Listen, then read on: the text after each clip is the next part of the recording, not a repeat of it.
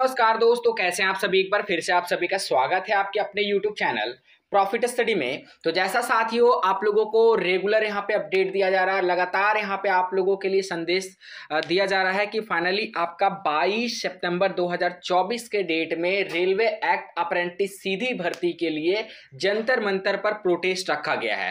पहले ये प्रोटेस्ट आपका रामलीला मैदान में रखा गया था, परंतु वहां के प्रशासनिक अधिकारी द्वारा परमिशन ना मिलने के कारण इसमें थोड़ा सा बदलाव किया गया है, थोड़ा सा मॉडिफिकेशन किया गया है। अब ये प्रोटेस्ट आपका रामलीला मैदान में ना होकर जंतर मंतर पर होने वाला है। ठीक है, तो इसको लेकर हम लगातार आप लोग को मोटिवेट करने का प्रयास कर रहे हैं ताकि आप लोग अपने साथ साथ ज्यादा से ज्यादा भारी संख्या में अपने साथियों, अपने दोस्तों के साथ वहां पे जाएं ताकि आपका मुद्दा यहाँ पे नेशनल लेवल पे हाईलाइट किया जाए। ठीक है, और जब ये मुद्दा नेशनल लेवल पे हाईलाइट किया जाएगा, तब जब इसमें नेशनल लेवल की मीडिया इसमें इन्वॉल्व होगी, तभी जाकर आपके नेशनल लेवल के नेता भी इसमें पार्टिसिपेट करेंगे। सारी जो चीजें हैं वो आप लोगों के ऊपर डिपेंड करती है। जितने ज्यादा आप लोग प्रोटेस्ट में शामिल होंगे, उतनी ज्यादा संभावना बनेगी कि हमारे लिए रेलवे जल्द से जल्द त्वरित इमीडिएट नोटिस निकालकर जो हमारी पहले जो पॉलिसी चलते आ रही थी उस पर विचार करे। तो इसमें बहुत सारी चीजों के ऊपर आज की इस वीडियो में बात करेंगे और आप लोगों के लिए कुछ महत्वपूर्ण जानकारियां भी हैं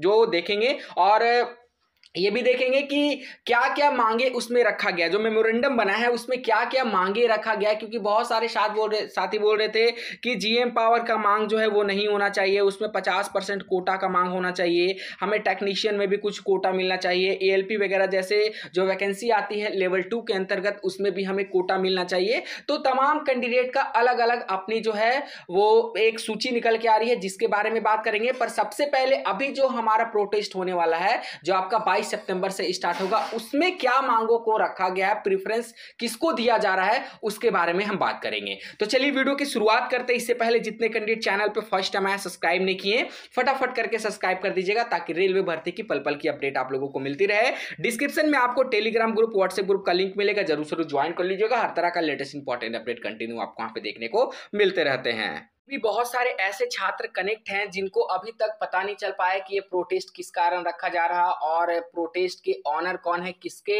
द्वारा ये प्रोटेस्ट का ऑर्गेनाइजेशन किया जा रहा। जब हम प्रोटेस्ट में वहां पे जाएंगे तो हमारे लिए क्या क्या व्यवस्था रहेगी, जैसे रहने की, खाने की, ये सब व्यवस्था मिल पाएगी या नहीं मिल पाएगी, ये सब बहुत सारे कैंडिडेट अभी तक पता नहीं है। तो सबसे पहले हम आपको ये सूचित कर देते हैं कि ये प्रोटेस्ट आपका रखा जा रहा है नेशनल रेल अप्रेंटिस एसोसिएशन की तरफ से। ठीक है, क्यों रखा जा रहा, क्योंकि आज से लगभग अगर बात करें तो 8 से 9 साल पहले जब यहाँ पे एनडीए की सरकार नहीं थी, उस टाइम से पहले यहाँ पे क्या होता था कि जो साथी रेलवे से अप्रेंटिसशिप करते थे, जो छात्र रेलवे से अप्रेंटिसशिप करते थे, उनका डायरेक्ट समायोजन हो जाता था। जहां से वो अप्रेंटिसशिप करते थे वहीं उसी डिपार्टमेंट डिवीजन में मात्र 10 रुपए के डाक टिकट के खर्चे के आधार पर उनका ज्वाइनिंग लेटर उनके घर तक पहुंचा दिया जाता था। और फाइनली वो अपना ट्रेनिंग कंप्लीट करने के बाद वो अपना ज्वाइनिंग उसी डिवीजन डिपार्टमेंट के अंतर्गत करते थे। ठीक है, जैसे यहाँ पे सरकार बदला वैसे ही यहाँ पे नियम, कायदा, कानून, पॉलिसी को पूरी तरह से चेंज कर दिया गया और 2016 से आप लोगों के लिए 20% का आरक्षण दे दिया गया। बहुत सारे साथी इससे भली भांति परिचित होंगे, परंतु हम एक बार इसलिए रिपीट कर दे रहे ताकि जिन भी साथियों को इसके बारे में जानकारी नहीं होगा, जो नए नए आईटीआई छात्र कनेक्ट हो रहे हैं, उनको भी यह समझना बहुत जरूरी है।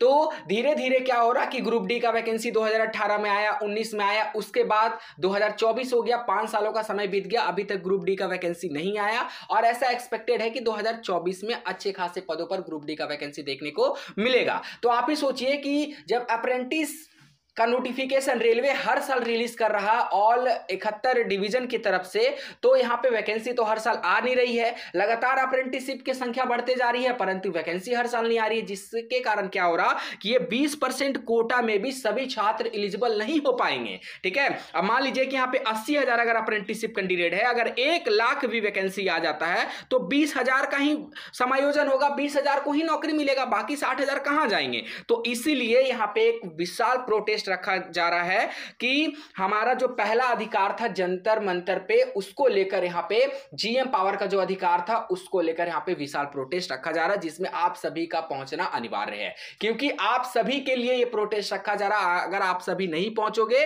तो फिर ये प्रोटेस्ट का कोई मतलब नहीं बन पाएगा। प्रोटेस्ट कब हो रहा है? तो 22 सितंबर 2024 को जंतर मंतर पर यह प्रोटेस्ट का आयोजन किया जा रहा है। 22 तारीख से लेकर 3 से 4 दिनों का यह प्रोटेस्ट होगा।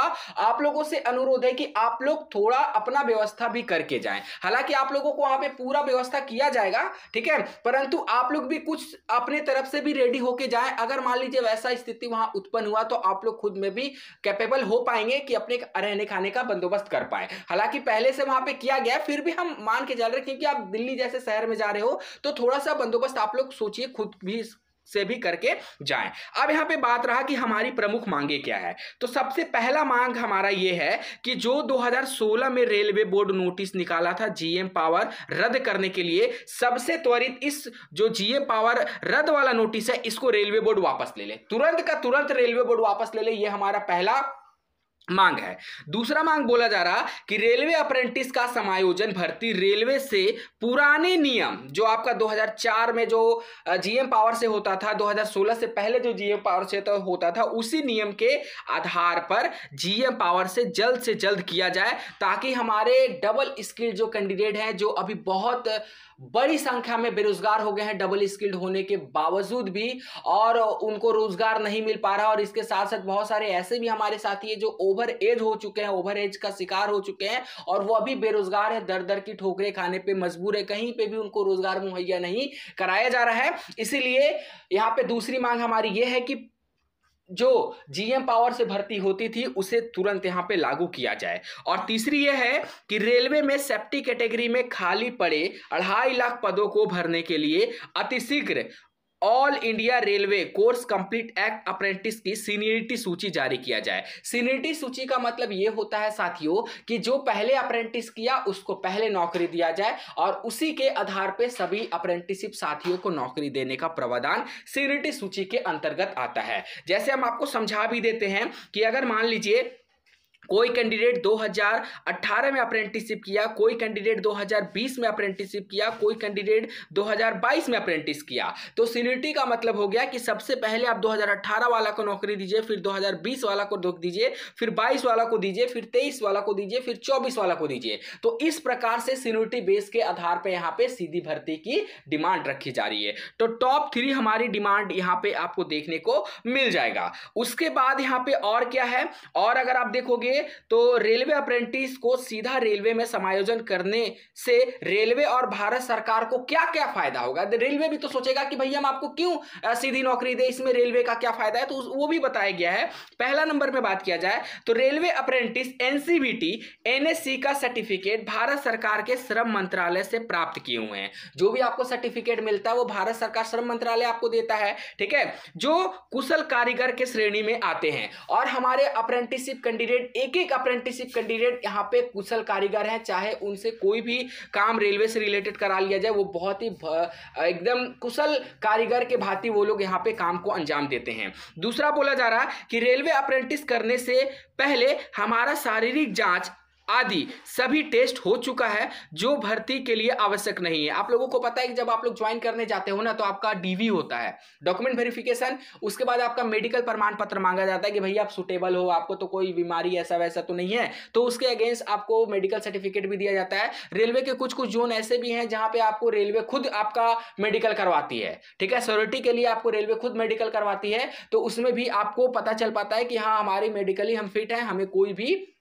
बीमारी वगैरह इस टाइप का नहीं है जिससे रेलवे को कोई भी परेशानी हो। तो हम मेडिकली फिट हैं, हम यहाँ पे दस्तावेज के आधार पे फिट हैं, हम डबल स्किल्ड है, तो तब भैया रेलवे को किस बात का इंतजार है। और तीसरा, रेलवे सिर्फ 5 रुपए के डाक टिकट पर समायोजन भर्ती होते हैं, जबकि रेलवे आरआरसी और आरआरबी से होने वाले भर्ती में प्रत्येक पर 55,000 रुपए का अतिरिक्त खर्चा आता है। सोच लीजिए अगर रेलवे वैकेंसी निकालता है, वैकेंसी में क्या होता है कि पहले ऑनलाइन फॉर्म अप्लाई होता है, फिर उसका स्क्रूटनी होता है, फिर यहाँ पे स्टेटस जारी किया जाता है, फिर एडमिट कार्ड आता है, देन एग्जाम होता है, एग्जाम के बाद फाइनल मेरिट लिस्ट बनता है, देन अगर CBT 2 उसमें एलिजिबल है तो CBT 2 का एग्जाम होगा, फिर उसके बाद फाइनल कट ऑफ जारी होगा, फिर DV होगा, फिर मेडिकल होगा, फिर उनको ज्वाइनिंग के लिए बुलाया जाएगा, फिर उनका ट्रेनिंग होगा। मतलब इतना सारा प्रोसीड्योर के बाद एक भर्ती कंप्लीट होता है। तो उससे भैया अप्रेंटिसशिप से डायरेक्ट सीधी नियुक्ति किया जाए, ताकि जो एक प्रत्येक कैंडिडेट पे जो खर्च बनता है 55,000 के आसपास, वो भी तो रेलवे बोर्ड को बचेगा। तो ये सारी मांगे हैं जो हम अपनी मांगों को लेकर 22 सितंबर से प्रोटेस्ट करने वाले हैं, और बहुत विशाल प्रोटेस्ट होगा। और साथियों आप यकीन मानिए कि अगर आप ज्यादा से ज्यादा तादाद में अगर पहुंचोगे वहां पे, तो आपकी मांगे जरूर सुनी जाएगी, और उसमें विपक्ष के सबसे बड़े नेता जो अभी कहे जाते हैं राहुल गांधी जी भी आने का कार्य करेंगे। तो आज के लिए इतना ही। बाकी इससे रिलेटेड आपके मन में जो भी सवाल होगा, जो भी डाउट होगा, कमेंट सेक्शन में मेंशन करके जरूर बताइएगा। फिर से मिलेंगे आपसे नई भर्ती नई जानकारी के साथ। तब तक के लिए जय हिंद, जय भारत।